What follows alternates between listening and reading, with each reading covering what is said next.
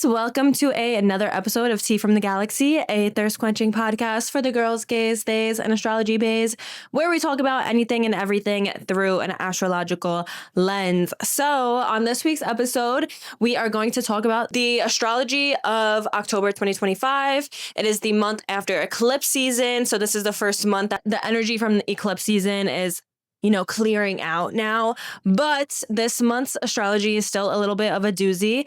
There's lunations happening in Aries and Libra, which is bringing back themes from the Aries and Libra eclipse cycles that happened 2023. We could be feeling like things from 2023 to the beginning of this year are resurfacing and coming back up again. Neptune is retrograded back into Pisces. Saturn is also retrograded back into Pisces. So tying up loose ends. These planets have also been in Pisces from 2023 to the beginning of 2025 as well. So to me, it's just giving things surrounding this area of our life /end relationship themes are going to be resurfacing again. But we will jump into that. I also wanted to make this video as well because this eclipse season was a little bit of a whirlwind, okay? Has definitely changed my perspective on a lot. I'm grateful and blessed that it didn't, turn my life upside down, but it definitely changed my perspective on a lot of things. Being that I am the astrology / therapist friend, I have been hearing a lot from a lot of different people about how these eclipses has really, fucked you guys up a little bit. So I am feeling for you guys.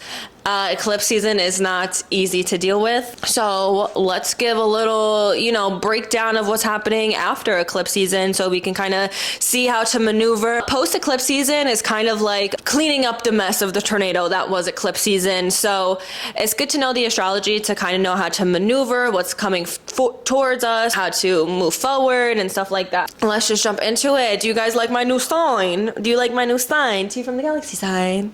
And then if you're watching the video version of this, okay, I still feel like I want to add like some more neon things around here, but it's a process, okay? But let me know if you guys like it. First things first, October 2025 astrology.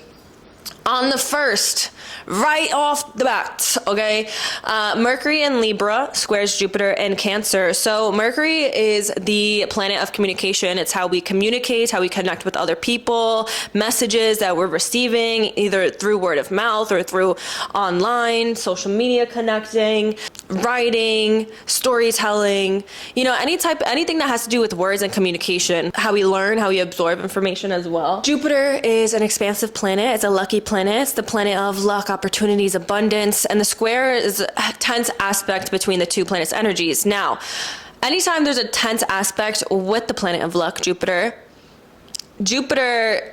softens the blow a little bit, okay? So tense aspects aren't so super duper tense because Jupiter is involved. So what a Mercury square Jupiter aspect can look like, it can actually bring positive things into your life, but it can bring cocky energy into your life, feeling overly confident, overly like you're showing off, you're doing too much, like you feel good or actually good things are happening to you, or good news is being brought to you, or good messages are being sent to you, or you're finding out things that make you happy, but now you're like getting a big head about it, So that's the warning with a Mercury square Jupiter, because being too cocky at this time can actually do a lot more destruction and like reverse the effects of the possible good news that's coming your way.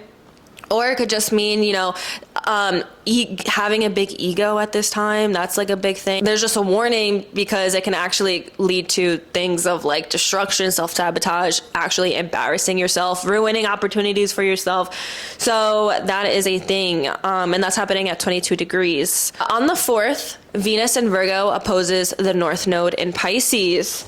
So Venus is the planet of love, relationships, beauty, and finances. When it's in Virgo, Venus doesn't like being a Virgo, okay? Because Virgo thinks too much. Virgo is too meticulous. Virgo is too like realistic, right? And Venus is like, lovey-dovey, I just want to love and drink wine and eat grapes and kiss everyone and drape myself in satin and pearls, like that's Venus. But Venus in Virgo is like, all right, did we clean the house yet? All right, did you complete your to-do list today? Did you go to the gym today? Did you even food prep today? Like, there's love there, right? Because Venus and Virgo, by saying all those things, it's because they care about you. They want you to be healthy and fit and like make sure that you're being productive and like a good human being and good for yourself. But it's like critical. It's giving mom. It's giving like a mom or dad. That's like, you know, that's how Venus and Virgo people love, low key. They're not the most emotional lovers. They love through acts of service and being there for you and being reliable. So I do appreciate a Venus and Virgo type of placement, but it's not the most romantic placement. It's not the most romantic time. When it's opposing the North Node is a point in astrology that represents our destiny, our higher point, higher power. I think of the North Node, transit North Node, kind of where the universe wants us to focus at this time. So wherever area of life that the North Node is in, the North Node is in Pisces right now. And I also do these horoscopes with whole sign systems. I forgot to say that at the beginning. I use whole sign systems for predictive astrology. When I do regular birth chart readings, I do use Placidus, like if I'm describing who a person is psychologically. But for predictive readings, I use whole sign systems. And whole signs is basically when the chart, each 12 houses in your chart, so each section of the pie are equally divided in 12 equal sections. I just find through my studies of I've been studying the astrology for the past 8 years and mentors I've learned from that using whole sign systems is just more reliable for predictive astrology. Being that I'm a Scorpio rising, the North Node is falling in my whole sign 5th house. So wherever your Pisces is in your chart is where the North Node is, and that's really where the universe wants you to focus on for higher growth and to reach your highest potential right now. When the planet of love and relationships and finances is opposing, so making a harsh aspect to the North Node, this could look like a complete reevaluation of relationships and how you've been spending money. You could be feeling like around this time, or like around the first week of October, you're reevaluating your path forward. So this is kind of like the cleanup of after the eclipse season, you know, the collateral damage of eclipse season, because eclipse season shifted so much in us. So now this is the aftermath, you know, the cleanup of the tornado, and it's kind of like a reflection time period. And we're seeing that with these aspects, especially because this is happening between the Virgo and eclipse houses, which is where the eclipses were last month, and Virgo and Pisces. So we're kind of reflecting on these things, or reflecting on our life's path, our highest self, our dream self, reflecting on this, our dream life. And then, so we're kind of like heads in the clouds, dreaming about our dream life. And then, but we're being pulled back to reality and reflecting on, okay, are the relationships around me going to get me there? Is how I'm maneuvering in relationships going to get me there? Is how I'm spending money currently, how I'm saving money, my job, how I'm making money going to get me there? This isn't like the most to say aspect where decisions are going to be made and it's like, oh, I made this realization and breaking up with you.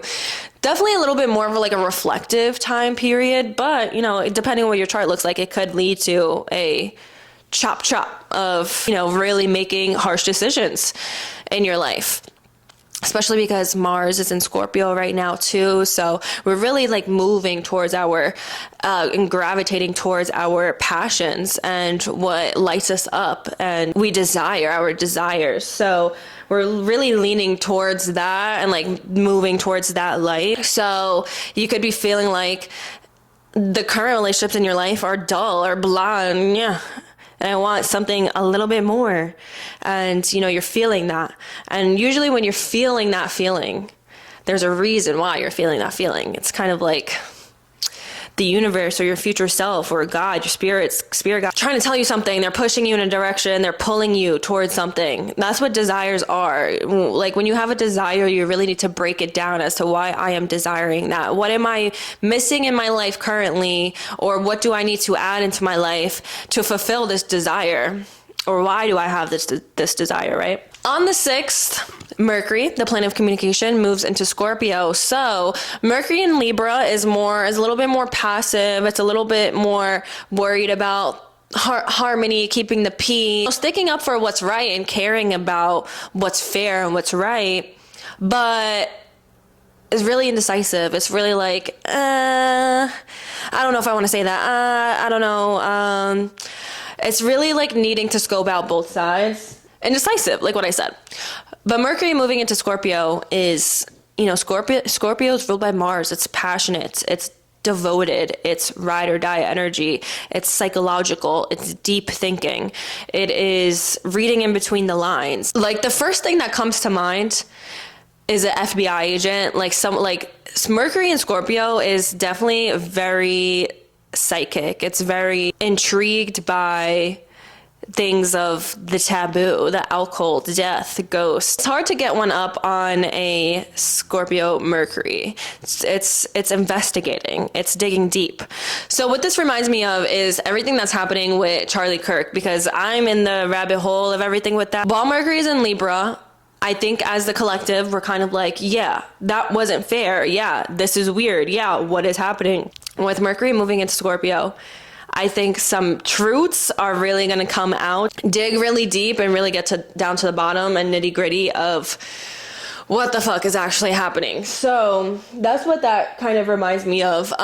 Mercury in Libra is definitely a little bit more outgoing, social, extroverted, versus Mercury in Scorpio is a little bit more introverted, sitting back and observing before you speak up type of energy. So if you are feeling a little bit more introspective, a little bit more, pondering, thinking deep, maybe not really wanting to be so super extroverted, that could be possibly a reason. Also on the same day, on October 6th, is the full moon in Aries happening at 14 degrees. So now officially we are clear of eclipse energy. Eclipse energy out the air, okay, baby? I actually kind of like this full moon, not gonna lie. Full moons are a culmination of events. So anything that was started around March 2025, look back, what was started around that time.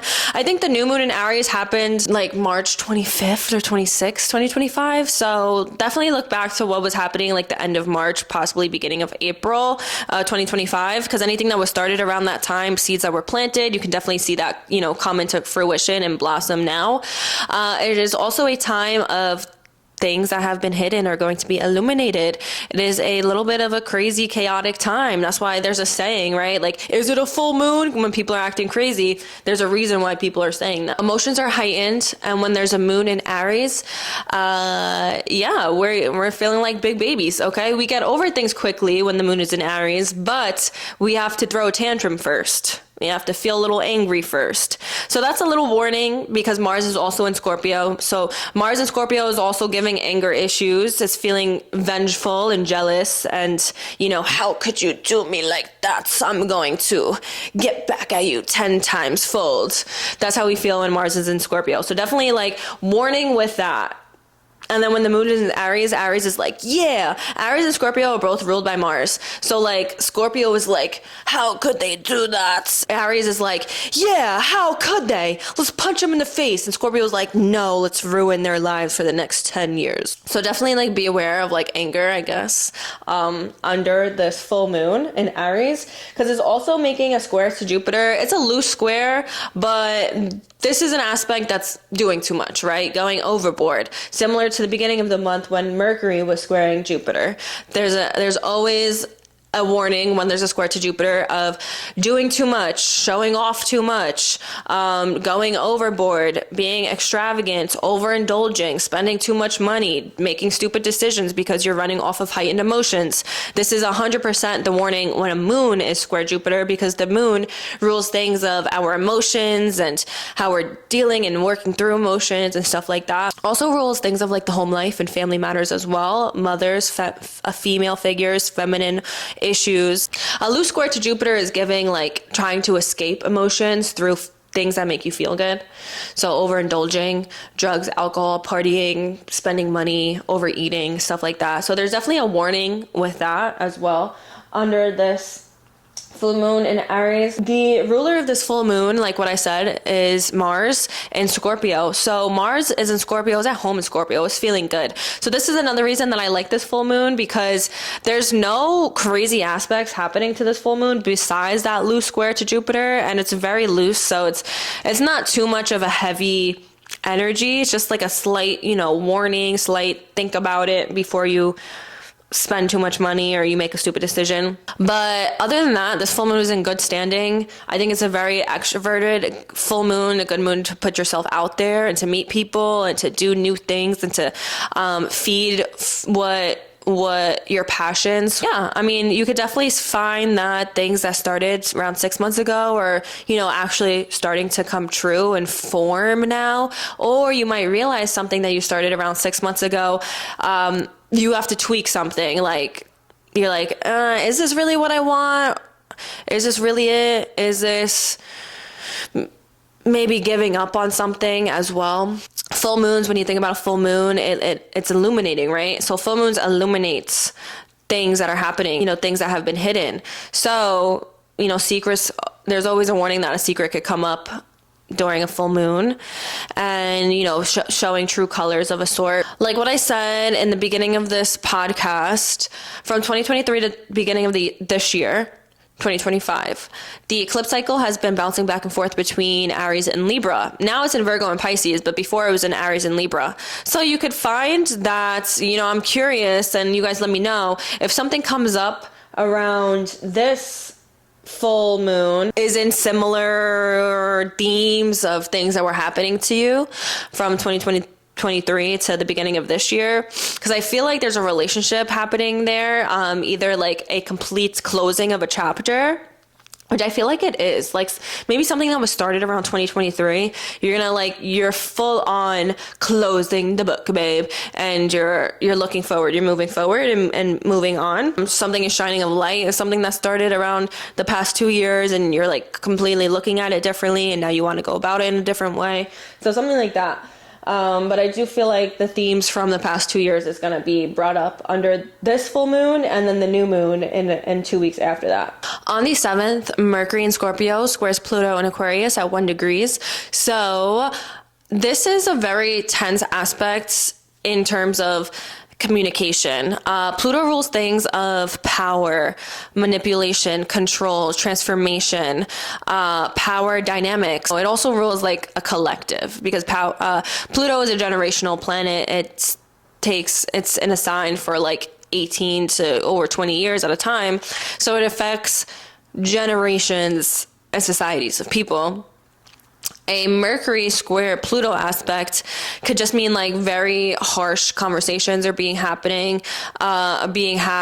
You could definitely be aware of being manipulated, feeling powerless in certain relationship dynamics or in certain conversations, feeling like you are being quieted or shushed, or maybe something like we're not getting the full truth, and we're feeling very frustrated about that, and we feel very like worked up about that. There's definitely an imbalance of power in conversations, whether that is who you're talking to or you. Maybe you could also be on the power trip as well, and you're just kind of like, how you have a big head, a big ego, you're not really listening to anyone else around you. So that is definitely a warning with this transit around the 7th of October. On October 11th, Venus, the planet of love, relationships, and finances, makes an opposition to Saturn in Pisces at 27 degrees. So Saturn is a planet that rules restrictions, boundaries, obstacles. It's frustrating. It's kind of like a quote unquote bad planet. Although I don't like to call any planet good or bad, but if we want to use basic terms, yeah, this planet is a bad planet. It's annoying because it brings a lot of frustrations and obstacles. It's the planet of karma. But the thing is, when you work with the planet of karma, if you're doing good, you're going to receive good in tenfold. So that's why I like working with Saturn. I also have a Capricorn moon, so my moon sign is ruled by Saturn. Okay, so I've been working with this energy since before I even knew anything about astrology. Working with Saturn and the planet of karma is knowing that when you stay dedicated, when you stay focused and disciplined, and you stick to your boundaries, you receive everything you've ever dreamed of, So that is a big theme, especially with Saturn in Pisces as well, since the past 3 years or so, since Saturn has been in Pisces. That has been a big theme. Pisces is all about your dream life. It's head in the clouds, la la land. It's creative, it's emotional, intuitive, psychic. Saturn rules things all of the opposites. Like, it's boundaries. Pisces hates boundaries. Pisces doesn't really like following the rules, and Saturn is a rule follower. So with Saturn being in Pisces, it is learning how to ground our dreams and kind of have that dreamer mindset, but knowing how to really build that from the ground up, because at the end of the day, you can dream and dream and dream, but if you're not doing anything in reality, if you're not making the correct moves to accomplish your dreams, and then it's just dreams. So having Saturn in Pisces has been really good for the creatives, really good for people who've lacked boundaries and, needed kind of a slap in the face and a reminder of where they were lacking boundaries in their life and where they needed more boundaries.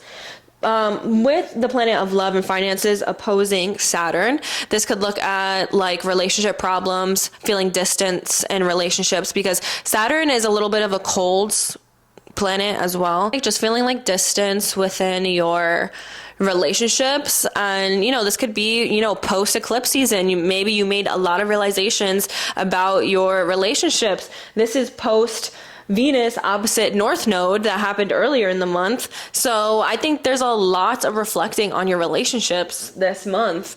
A lot. Like, I think a lot of people are sitting back and looking at their circle and kind of being like, this is who's around me right now. Like, I need fresh faces. I need new characters. I need new plots. I need a new environment. I need people who think more like me. I need values aligned with mine. Or just like the rose-colored glasses are shattering in a way, and it's kind of like, you kind of seeing people for who they are, and you're not really liking it. This could just look like, you and your partner are just working a lot and you're not making time for each other. You and your friends are working a lot, you're not making time for each other. So you feel like that distance. This could also bring financial struggles as well. So, Saturn is going to be coming around and kind of, showing you, okay, I need you to save up more. I need you to make more money. I need you to kind of restrict how you've been spending because you're in debt, babe. So definitely watch out for mid-month feeling like relationship struggles and financial and financial struggles. This could also be both. Financial problems is causing a distance in your relationships. You don't have money right now, so you can't go out with your friends. You put yourself in debt. Now you're fighting with your partner, like stuff like that. On the 13th, Venus moves into Libra, and right away makes an opposition to Neptune and Aries at 0 degrees. So Venus likes being in Libra, so this is a nice time. When Venus hated being in Virgo, and then Venus moves into Libra, is like, yes, finally, let me buy that new outfit that makes me feel good, while Venus was in Virgo and told me I couldn't spend money, and now I can. We're feeling now a little bit more extroverted, possibly a little bit more social, a little bit more flirty, a little bit more feeling ourselves. While Venus is in Libra, Venus is going to be in Libra until November 6th.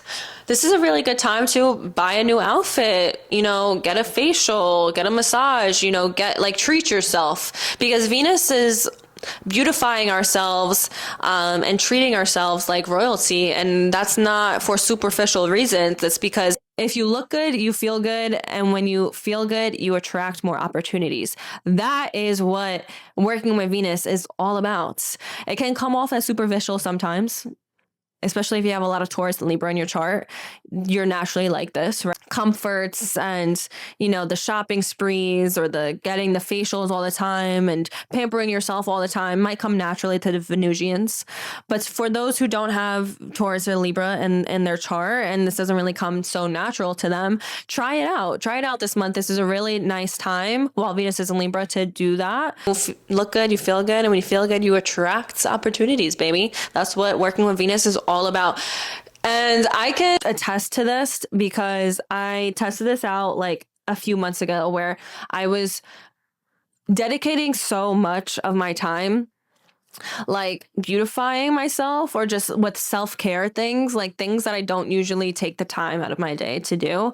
And I was making the most money at my job during this time. So I don't know. You could call it a coincidence, or you could call it, I was working with the planet Venus. So definitely getting into a routine with that is something that I suck at. So if you can get on a routine with that, definitely see if you make more money by doing that. So with the immediate opposition to Neptune, all right, be aware with meeting people at this time, with your relationships at this time, because Neptune rules things of like our fantasy, delusions, illusions. So when the planet of love and relationships is opposing the planet of delusion, definitely be aware of what is happening in your relationships. One, if you meet someone new around this time, around mid-month, so mid-October, if you're meeting someone new, have your guard up a little bit. Don't fall in the la la land, because there's a big possibility that what you're seeing right now isn't the full truth or the full picture of everything. So definitely, move slowly.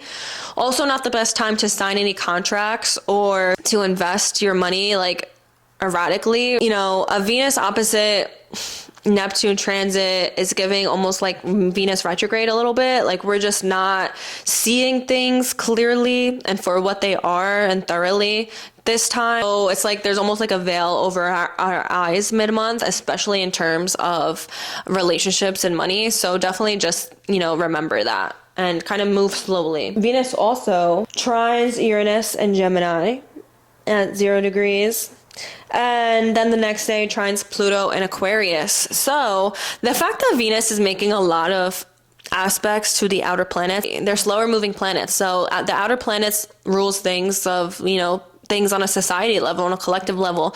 So I'm very curious to know what's going to happen mid-month of October. I'm also pretty sure Pluto stations direct as well. I don't have that written down, but I'm pretty sure Pluto stations direct around this time too. So I have been making a prediction that, this is just some tea spilling, but how there's a lot of like riots and revolutions happening in Europe and nothing is really happening in the States? I feel like that's because Pluto is retrograde in Aquarius right now. America as a country has its Pluto in Aquarius. So for our country, Americans, it's a very introspective time right now. We're turning inward. We're really, taking in everything that's kind of happening, all the information that we're finding out, everything that we're experiencing, we're kind of internalizing it and we're digesting it. So, and that's the big thing with the Pluto in retrograde is kind of like internal transformations. And then when Pluto turns direct, then that's like an outward transformation. So, mid-month, I'm pretty sure Pluto stations direct. So I'm very curious to know if we're going to start seeing some riots and revolutions happening. I don't know. Especially with Mercury and Mars in Scorpio, I just think a lot of people are going to be digging down deep. A lot of people are going to find some deep truths that are very... Scorpio rules things of transformation as well. Deep and dark secrets and hidden things. I don't know, man. I don't know. So I just feel like a lot of people are going to get down to nitty gritty of things. A lot of people are not going to be happy about it. So I'm very curious to know. I like the trine to Pluto and to Uranus. It shows it's a harmonious aspect for the collective, for the people. So, power to the people, that's all I'm going to say. Uranus is a planet of unexpected events. It's not good or bad. It's just very unexpected. It also rules things of revolution as well. It's innovation, revolutionary events. October 17th, the Sun in Libra squares Jupiter in Cancer at 24 degrees. And opposes Chiron in Aries. So, similar to all the other squares to Jupiter, it's a confident and cocky aspect. Remember moderation and balance during this time. Don't go overboard. You could be feeling so good that you're overcommitting, you're overindulging, you're just doing too much, It could be feel like a positive time, but because when you're feeling so good and you're so happy that you make a stupid decision like that's what this aspect is doing. Like you're feeling so good and then like you blow money on something because you're feeling good, and then the next day you're like, damn, Why'd I do that? But with the opposition to Chiron and Aries, something could be arising where you are being forced to deal with some past wounds.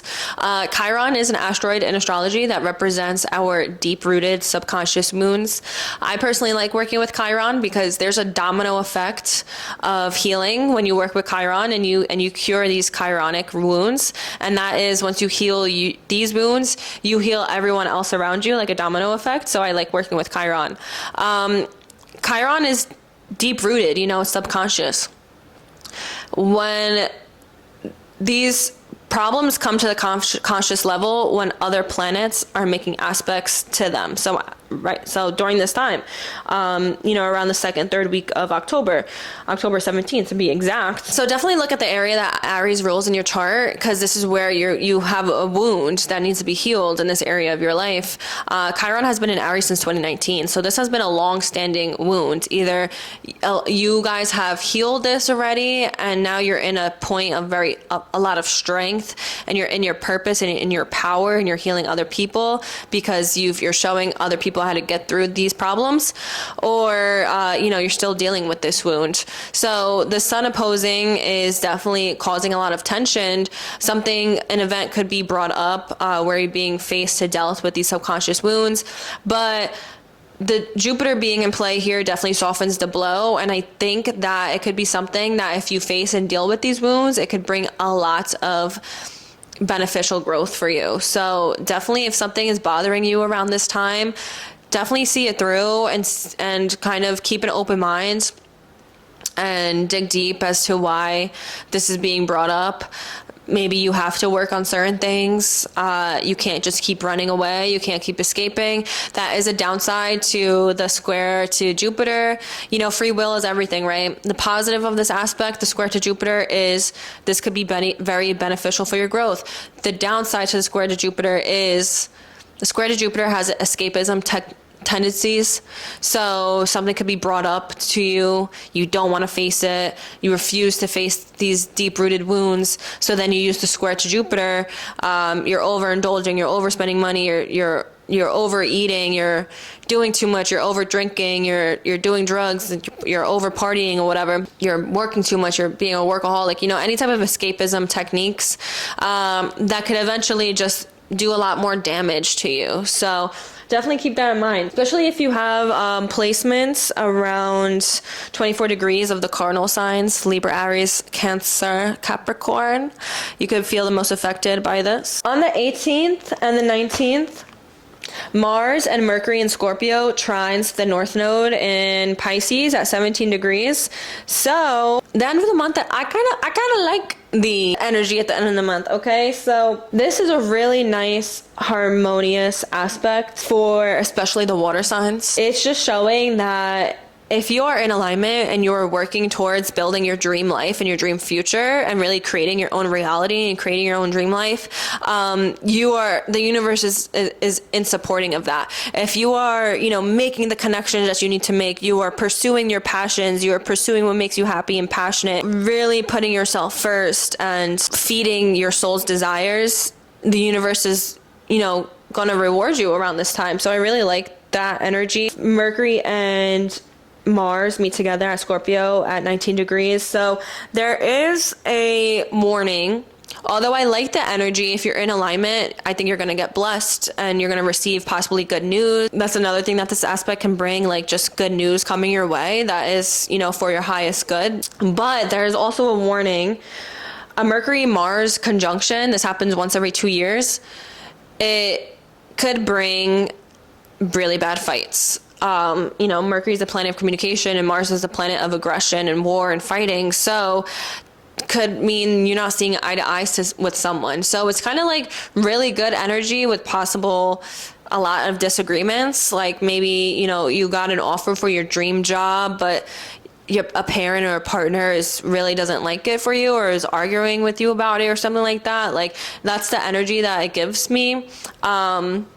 just a lot of disagreeing. So definitely like watch out for that, especially while Mercury and Mars is in Scorpio. We are feeling very like highly agitated at this time, a little bit more aggressive, quick to anger, I will say, vengeful, jealous. So just beware of that. On the 21st, the next day, is a new moon in Libra at 28 degrees. This is a new moon where I'm kind of like, because it's making a square to Jupiter in Cancer at 24 degrees. So the full moon in Aries that happened earlier in the month was making a loose square. Now, similar themes for this new moon, but the square is closer. It is definitely in the new moon's orbit and is definitely affecting this new moon. So like how I've been giving the warning, there's a big warning this month of not to go overboard. There's a lot of squares to Jupiter. So this is definitely not a good month to really like spend a lot of money, do too much, be flashy and showy, and act stupid and be cocky or overly confident. And this is kind of like, remember moderation and balance at this time. That's definitely a big warning underneath this new moon in Libra at 28 degrees. It's also making a square to Pluto in Aquarius and in opposition to Chiron in Aries as well. So, you know, this could be a realization that past pain is currently negatively affecting your current relationships. Libra rules things of relationships. The opposition to Chiron and Aries, the subconscious deep-rooted wounds, could be showing that our past is still affecting our present still. I've been saying that the Libra Aries eclipse cycle, especially if you have cardinal placements, especially Aries and Libra, that the lessons that came about during this eclipse cycle has not been learned, because there's so much of this negative energy or like pushes to grow between Aries and Libra and the cardinal signs that is just giving like a lot of things were shown since 2023, but not a lot of lessons have been learned, baby. Okay. A lot of things have been shown of like needing to put yourself first and needing to balance your needs and the needs of other people and not to self-sacrifice too much, live life on your own terms. But there's still a lot of past pain that a lot of the people in a collective need to work on. And I'm wondering if that's why dating recently, like the past few years, has been shit for a lot of people. A lot of people don't want to commit. A lot of people are very selfish. A lot of people are, you know, not healed and then spreading their trauma onto other people. So I'm just very curious to know if this is the reasonings. But a lot of people scared of vulnerability as well. A lot of people, I think there's a lot of escapism under this new moon in Libra that's happening as well. A lot of retail therapy that's feeling like people want to be doing. Control issues with that square to Pluto. A moon square Pluto definitely brings control issues to the forefront, brings relationships with power dynamics to the forefront. But new moons are a time of new beginnings, planting seeds of what you want to grow and blossom over the next 6 months.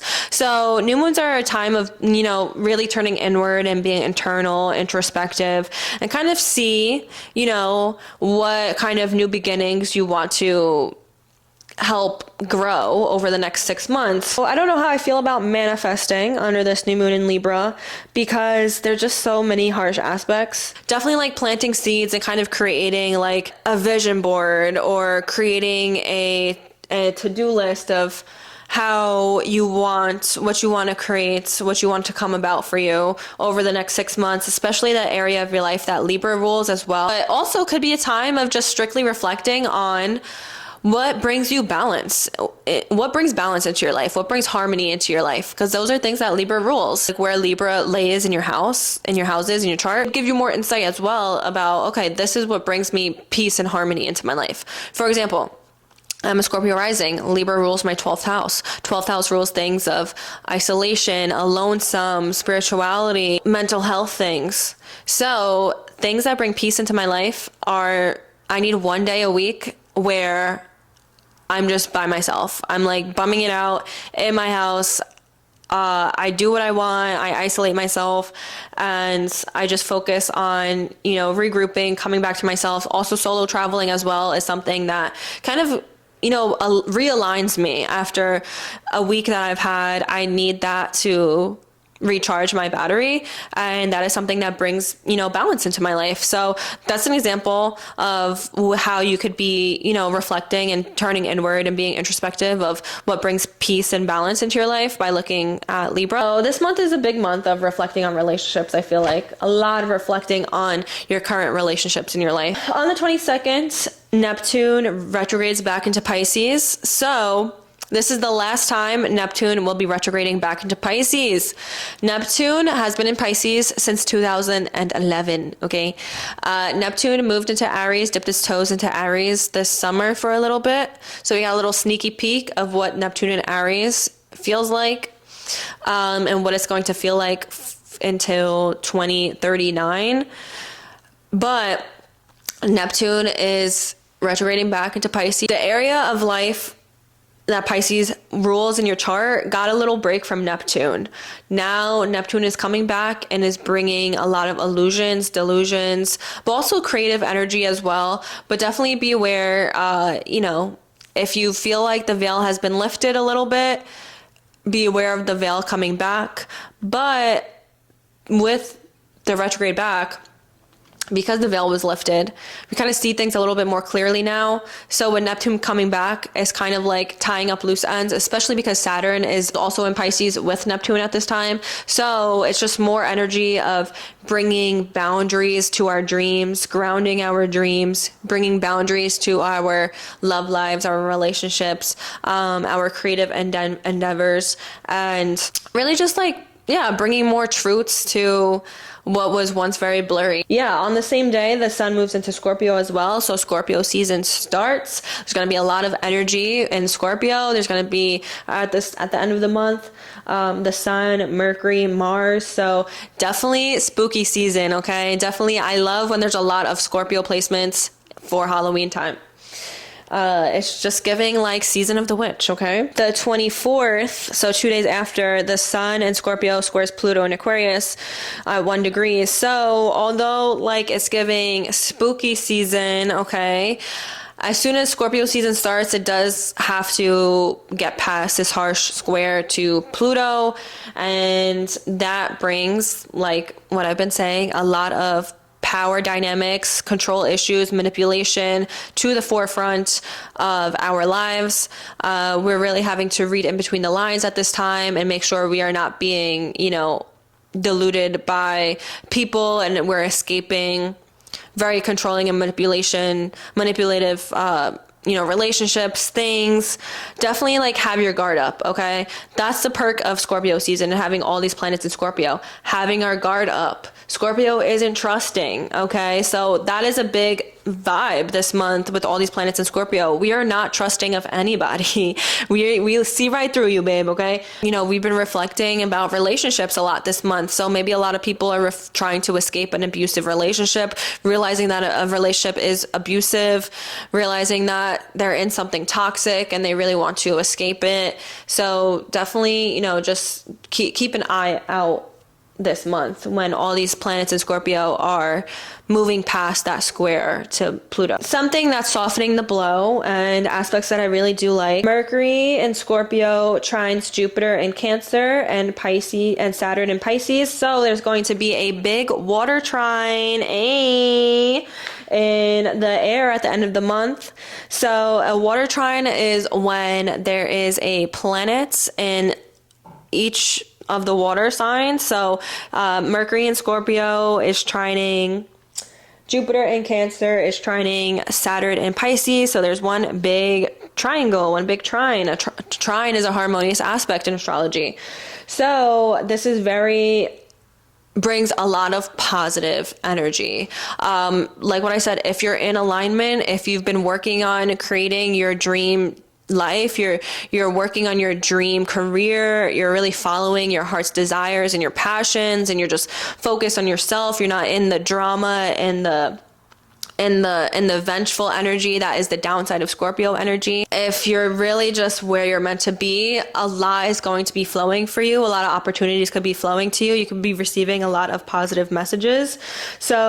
Or a lot of good news. And with the Saturn and Pisces there as well, Saturn brings long-term like standings to things. So Saturn could be quote unquote bad, but when Saturn is in play harmoniously with planets, it brings structure and just making things long term and long lasting into our lives. So that's very positive. And then on the 28th, Mars in Scorpio follows suit, makes the trine to Jupiter and Saturn in Pisces. So more energy. If you're working on things, if you're really following your heart and your passion, you are really going to be blessed at the end of the month. Lastly, on the 29th, Mercury moves into Sagittarius, moves more into a more extroverted, goofy, funny, explorative type of vibe. Before, it's coming from a very internal, introspective, not trusting, psychological, analytical type of energy, and then moving into more extroverted. So that's nice. But for the most part, Mercury is going to be in Sagittarius, for November. I mean, actually in November, a Mercury retrograde happens, so it's going to be in both Sagittarius and Scorpio. So definitely keep that in mind. Yeah, so on November 9th, Mercury retrogrades in Sagittarius at 6 degrees. So yeah, so anything that's happening the end of October, the beginning of November is definitely going to be revisited in November. Keep that in mind. Things are going to be revisited because of the Mercury retrograde. So just keep that in mind. Anything that has started, any themes that are happening the end of October, beginning of November, it's going to be revisited in November and the beginning of December. So yeah, that's a different story for a different day. That's for next month's horoscope, okay? But just to keep that in mind, that if you think something is thorough and, through and through, and this is how it is, and this is how it's going to be at the end of October, think again, because Mercury retrograde is coming and it's probably going to force you to kind of rethink or have a different perspective on something that is started around the end of October. So yeah, guys, that is the horoscope of October 2025. Let me know what you thought about this podcast. This is my first time doing a horoscope. I do like doing these horoscopes, so I think they're very informative, and I personally like knowing what's happening every single month astrologically. So let me know if this is something that you would want moving forward. This is my first time doing something like this, but yeah, thank you guys so much, and I will see you next week.